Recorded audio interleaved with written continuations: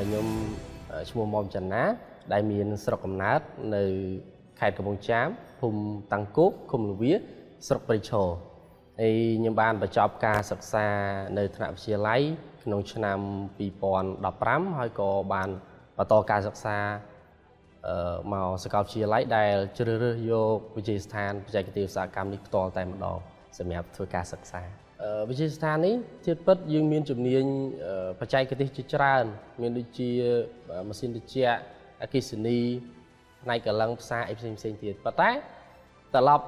មកខ្លួនខ្ញុំផ្ទាល់វិញបកក្រោយវិញបន្តិចបាទដែលយើងមានជំនាញបច្ចេកទេសដែលយើងមានដងផ្នែក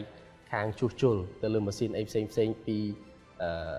នៅពេលដែលយើងនៅស្រុកកំណើតហ្នឹងហើយក៏គិតថាជំនាញនឹងមួយគឺស័ក្តិសមនឹងខ្លួនឯងហើយទី2យើងគិតទៅលើកំណើនប្រជាជនដែលគាត់មានតម្រូវការប្រើប្រាស់រថយន្តជាចាំបាច់អញ្ចឹងយើងឃើញទៅលើចំណុចហ្នឹងហើយអនាគតទៅនឹងវិស័យមួយនេះនឹងរីកដុះដាលឡើងហើយក៏មានទីផ្សារច្រើនដែរអញ្ចឹងក៏ចាប់ផ្ដើមជ្រើសរើសយកជំនាញនេះមួយមកសិក្សាសម្រាប់ជាចំណេះដឹងមួយផ្ទាល់ខ្លួនចំពោះសិស្សនិស្សិតឬក៏បុគ្គលដែលគាត់ស័ក្តិសមទៅលើជំនាញនេះទី1ទាមទារឲ្យគាត់បាទមានដងឬក៏មានចំណង់ចំណូលចិត្តទៅលើជំនាញមួយហ្នឹងបាទហើយទី2គឺគាត់ត្រូវគិតទៅលើថាតើ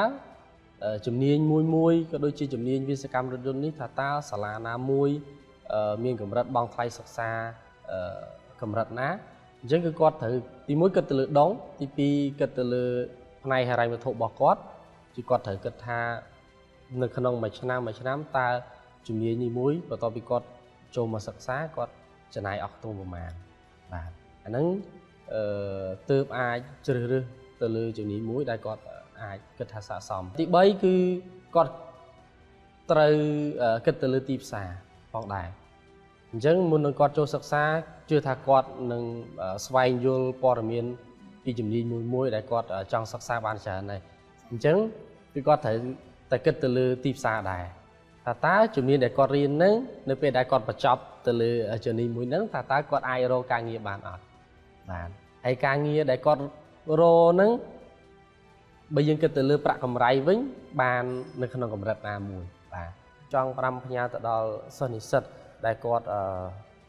ចង់ស្វែងរកជំនាញមួយមកសិក្សាទៅលើជំនាញបច្ចេកទេសអីជាដើមអញ្ចឹងគាត់ត្រូវរៀបចំខ្លួនអីខ្លះដូចបច្ចេកពីខាងដើមអញ្ចឹងបាទអញ្ចឹងគាត់ត្រូវសិក្សា